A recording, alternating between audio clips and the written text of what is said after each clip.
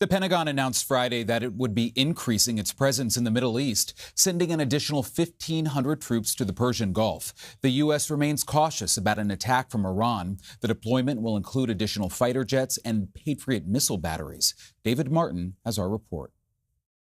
The attacks of the past weeks have been scattered and sporadic. Holes blown in tankers at anchor outside the Persian Gulf, drone strikes on Saudi oil facilities, and most recently, a rocket fired into the green zone in Baghdad where the U.S. Embassy is located.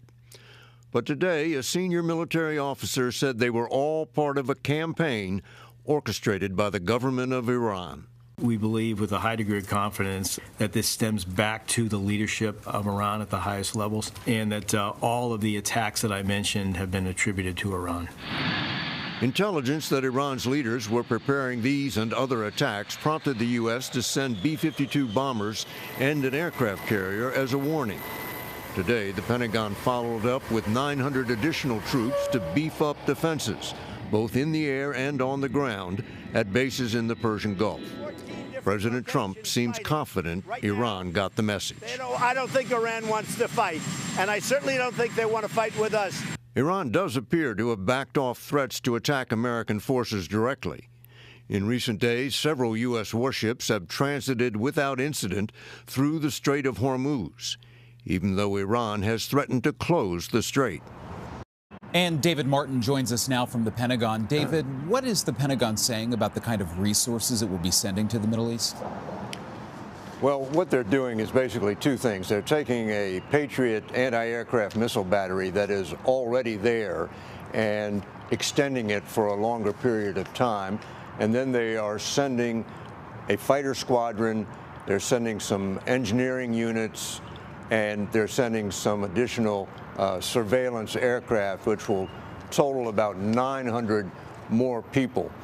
So this really is a relatively small deployment, and the purpose of it is to fill in any gaps that local commanders have identified in their defenses. So those engineering units, for instance, will be constructing new barriers around the bases where U.S.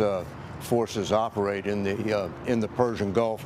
Those fighter aircraft, there are already many fighter aircraft in these Persian Gulf countries, but another squadron, which is 12 to 15 aircraft, will provide what the Pentagon calls more depth to the defenses. So this is really a fine-tuning to that major buildup that occurred 3 weeks ago when the U.S. ordered the aircraft carrier and the B-52 bombers to the Persian Gulf. And so what are you hearing about how long this surge is going to last?